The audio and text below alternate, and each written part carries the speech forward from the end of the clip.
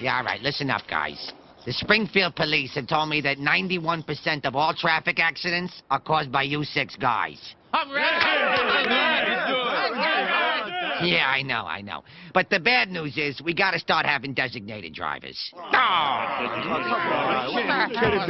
We'll choose the same way they picked the Pope. Everybody reach in and draw a pickled egg. And we're back. We are. We are so back. We are so fucking back. It's ridiculous. Damn. All right. Well, welcome back to Slates. I'm Nathan. White OJ. No, Pat. As ever. Yeah, shit. What have you been up to since last episode? Well, I went and saw The Monkey last night.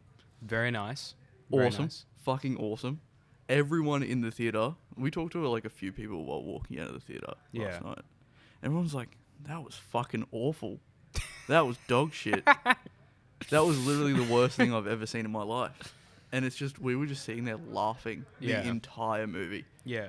I thought it was awesome. I thought it was sick as fuck. Fair enough. Well, we might be dealing with another M. Night Shyamalan trap. Yep. Another. I don't know if I'm bold enough to say another Speed Racer. We may never see that again. No, but probably not. We'll see. We'll see how it goes. Well, I'm excited to see it. I've not seen it yet, but when I do, we'll do an episode on it. Yes, we will. We have to. 100%. It's got to be talked about, I think. Definitely. All right, so what are we doing? Conclave. Conclave. So, Conclave. What are your thoughts? What do you reckon? I'll just plainly say I really, really enjoyed it. Yeah. I really liked it. Yeah. It's kind of a movie that's like, it works for me in the way that it feels like Gossip Girl if it was set in the Vatican, which is really awesome to me. Yeah. I think we need more movies about gossiping in places where you wouldn't think there'd be a lot of gossip. Yeah, we need more like this is a drama movie. Yeah. And not like dramas in like, serious like a marriage story. This is like dramas in like drama alert. Yeah. Get fucking where is where are the Culture Vulture YouTubers talking about this? Yeah. Like full on like he said she said. Yep. Like leaked DMs type drama. Yeah. But like in the Vatican. Yep. Which is just, it's great. It's awesome. It's great. It's a really awesome concept because I originally thought that the movie would be like very serious in tone. Yeah. It's not. It's not really that serious. No. Yeah. No. It's kind of like just like silly guys like dobbing in on each other the whole movie.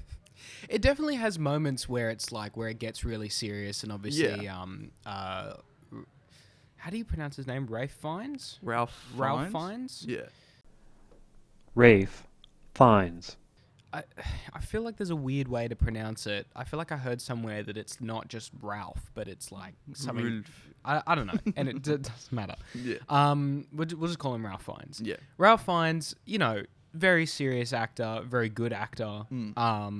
A lot of fantastic dramatic roles, and this is really no exception. I mean, he pulls it out when he absolutely needs to, but overall, I was shocked by how the film was able to,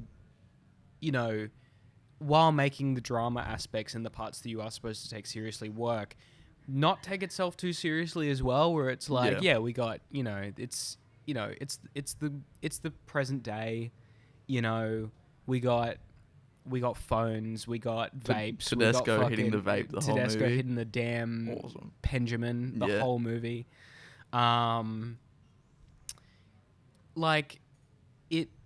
It has this ability to not take itself too seriously, which I think really elevates it beyond what I was kind of expecting it to be, which was like a very serious drama into the Christian faith and the Vatican and the inner workings of all this kind of stuff. It has this capacity to also be a little bit, I guess tongue-in-cheek is maybe the wrong word, but that's kind of what it is. Yeah, what it goes for, yeah, for sure. Yeah, which I really, really appreciated. Yep. What happened? They say a heart attack. You know how rumor spreads, and 1.25 billion souls watching. Well done, no, Lawrence. It seems the responsibility for the Conclave falls upon you. I could definitely see like almost like an SNL skit or something like that, where it's like, you know, high school lunch table conclave. Yeah, you know? Yeah. Which it kind of is. The movie kind of is that. I mean, they literally have like that cafeteria area where they all sit in their groups and like talk shit about each other. Yeah, like, it feels like those scenes really feel like Mean Girls or something like that. Yeah. Or what's that movie? Fuck. Nah, it doesn't matter. But yeah, it feels like those kind of high school movies where, you know, everyone's in like cliques. It feels like the intro to like Jonah from Tonga. So you get all different cultures, like fobs, wogs, philos, curries, Africans, and Rangers. Yeah. No, definitely. Which is something that I really appreciated. Not to take away, obviously, from the more dramatic, serious stuff that goes on in the movie, because that is also really well handled, I think. And I mean, I guess it's not a spoiler to sort of say, like, because I mean, obviously, this is sort of based on, you know, the real life concept of a conclave. Yeah. Which I wasn't really too well versed in before the film. No, me neither. I didn't know anything about that. I'm sure there are people at home who already know. And so to that end, I think the film might get a little bit like... Because it does sort of explain the whole concept and everything like that. So if you're already well versed in Vatican lore... Yeah, the deep lore of the Vatican. You might be able to skip like the first 10, 20 minutes of the film because they kind of just explain how conclave works. But I was unfamiliar with it. And so in that setup period where they're sort of explaining how it all works, I was like, how the hell have we not seen, like, how is this not like a subgenre of movie? Yeah, already. Because it's such an insane concept to just lock all these people, you know, in a room and just say you can't leave until you've made a decision. Yeah. It's like a more extreme version of 12 Angry Men. Yeah, no, it definitely is. Because in 12 Angry Men, there's the possibility of a hung jury. Yeah. Which is kind of what they're trying to avoid, but it could happen. Like, they're on a bit of a time crunch. Yeah. Whereas with Conclave, it's like, this could go on for... Literal years. Which it has in real life. It was like in the 1200s or something, it went on for like 3 years, and they couldn't decide. Jesus Which is Christ. fucking insane. Imagine every single day going into this fucking huge, like, chamber... and having to vote every day and no one can agree. We'll never find a candidate who doesn't have any kind of black mark against them. Although we sisters are supposed to be invisible, God has nevertheless given us eyes and ears. But yeah, no, great performances, really well written, to a point. I know it's based on a book, so I don't know how faithfully it adapts the book or what it changes, but I think it works really well. It didn't feel like I was watching a book. Yeah, no. Some book adaptations can kind of feel like that at times. Yeah, for sure. I watched Marlowe with Liam Neeson. Oh, yeah. Fell asleep halfway through because it was like I was watching a book. A book, yeah. They might as well have just held the book up to the screen and just filmed it. You know what I mean? Like, it was really boring. But this was not. This was not that. This definitely adapted well to the screen. And I think a lot of that had to do with the fact that it looks fucking amazing. It does. It's like there's not a lot of the really pretty shots are very still shots. There's not a lot of moving shots in this movie. So when it's like sitting still, they use a lot of wide angles as well in this movie. Yeah. And when they do, they go fucking hard. Yeah, they go crazy. They go stupidly hard. The lighting in this movie, especially within the like kind of cathedral place that they do the conclave in, is awesome. They have like these 3 kind of window fixture things, and you get these kind of god ray kind of things coming through. Awesome. Yeah. Looks fucking awesome. Very thematic. Yeah. Very just really looks fantastic. And you're right. There's not a lot of movement with the camera, but it's very deliberate setups, you know, with these wide angle lenses to really just show the scene. You know, it's and there's a lot of that which I thought really, really fantastic. Yeah, looks great, acted great. I liked the music. I feel like I read some reviews for the film after it came out, and there were a few people who took issue with the score. Really? Yeah, I don't know. Just, I think a few people thought that it just didn't really fit the film to a certain degree. Whereas I thought that it was I liked the score because it was a little bit different. It was a little bit. It wasn't, what you would be expecting from a score from a film like this, where, you'd be thinking maybe like a choir or, an organ or something like that. The score here is very... I don't know how to put it. It's not jazzy, but it almost feels like it's being sort of played live with the film. You know what I mean? Like, it almost feels like the musician is watching the film and kind of doing it as it happens. Yeah, it feels very intentional with a lot of the scene swaps as well. There's like that string that plays really often throughout the whole movie. Yeah. That really pulls you into every scene, and they do that visually as well. Yeah. With the cuts are very deliberate. Yeah. In like how it feels like a lot of the scenes are really long. But in a way that's like, no, these are actually like 2 or 3 scenes. Yeah. And they're just cut together in a way that makes it feel like one continuous thing that's ongoing. Yeah.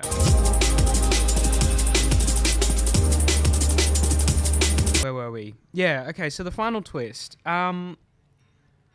Yeah, no, like, definitely. Because he gets introduced and, like, that there's something going on with this guy. Yeah. And they sort of give a few... I mean, I feel like the explanation that it's like he was sworn in secret, no one knows who he is, he's been a cardinal in, like... Where did they say he was? Kabul? Yeah, Kabul. Yeah, Kabul. Yeah, like, that would be sort of good enough. But then at the end, where they all just decide, like, fuck it, he's the Pope now. Yeah. Like... They fuck with him heavy. He gave one damn good speech and everyone went, oh, shit. Yeah, all of a sudden, they're like, not only was he sworn in secret, not only is he a cardinal in Kabul. Yeah. But... He's the fucking Pope now. He's the fucking Pope now. And... He is a fucking... He's intersex. He's intersex, yeah. Yeah. And he's intersex. Yep. Which is like a crazy final... I don't know. Yeah, I get where you're coming from, that like they really sort of built up something with that character. Yeah. You feel it looming through the whole movie, even past like... Because a lot of the other cardinals or whatever, they all have like little things going on. Not little things, but they're like big things. They're made big in the movie. Like John Lithgow's fucking dude, he's got some shit going on. Yeah. Fucking Tedesco, he's just racist as. Yeah. So they've all got these things, but then like there's this trailing thing through the whole movie of like, who the fuck is this guy? Why is he here? Why this like suddenly? Yeah. And surely there's something here. And it kind of builds up very slowly, whereas everyone else is kind of like John Lithgow's character builds up into this big fucking boom thing at the cafeteria. Yeah. Where Isabella Rossellini gives a fucking great little performance there. Which really was like... Because you watch the movie and if you've seen the poster or the trailers or anything, she's everywhere. But then for the first 45 minutes... Yeah, she's more, not really there. She's not really there. She's like kind of she's in the scouring around in the background doing some shit. But then you get this one scene where she comes along and kind of breaks the whole John Lithgow plotline. Like finishes that kind of plotline. Yeah. For the whole movie, it doesn't really come back because it's like, okay, that's his character kind of done in terms of potentially being the Pope.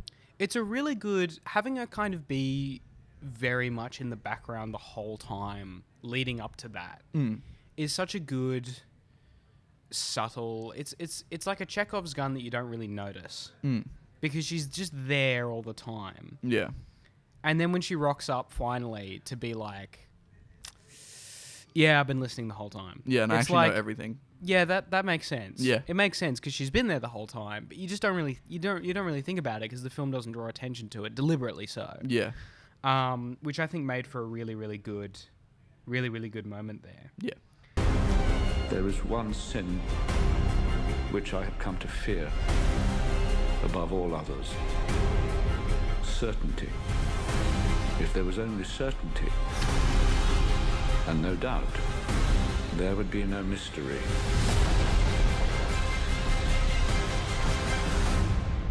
And therefore no need for faith. But I think that big moment was more rested on the bombing on the building.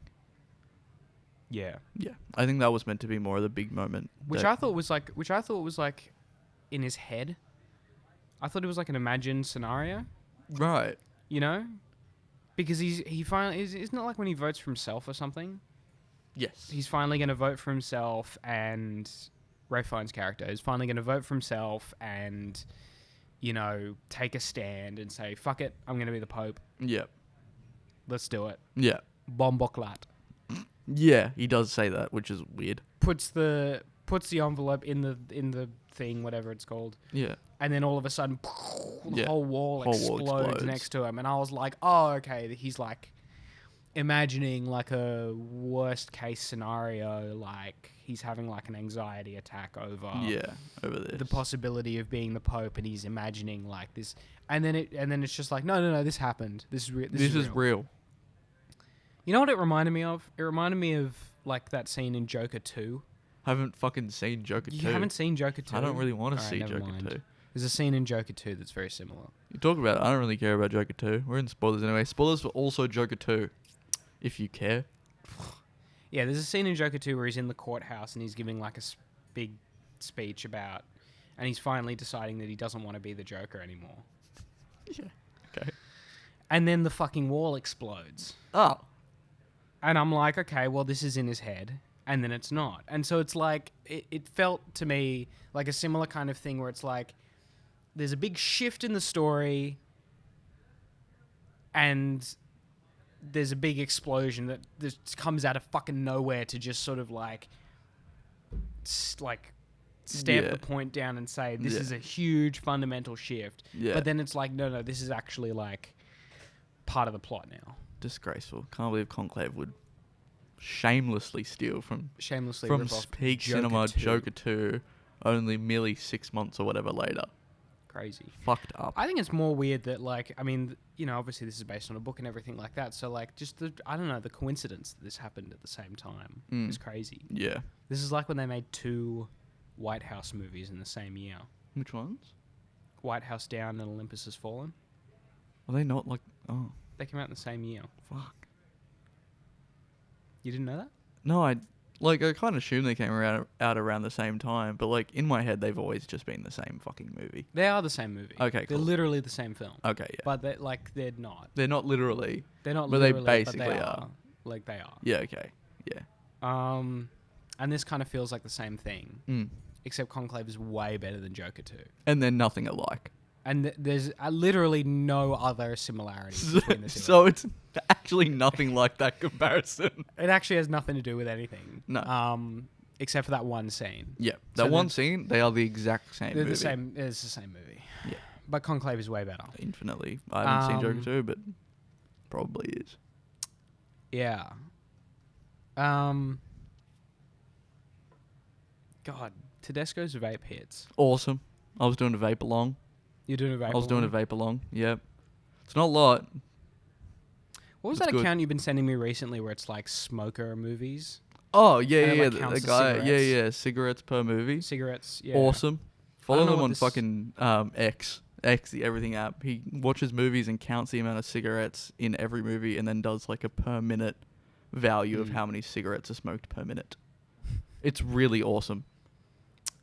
Yeah, I feel like there's a lot of movies that would go like crazy on that. Yeah.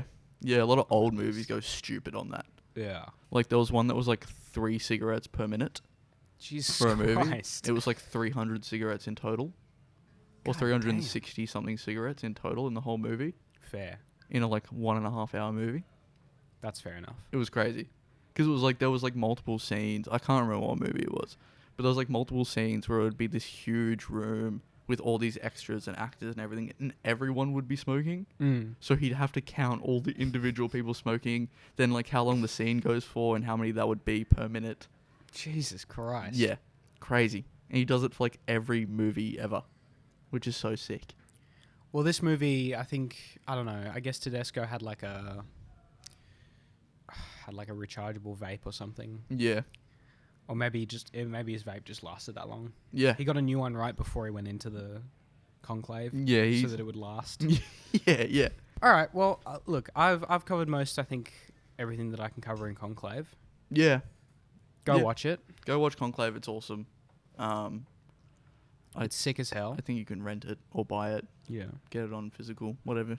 Yeah, it's probably you out have. on streaming or something now. Yeah, Go maybe. watch it. Maybe. I don't know. But yeah, go see it. Go watch it. Love it. Hate it. I don't really care.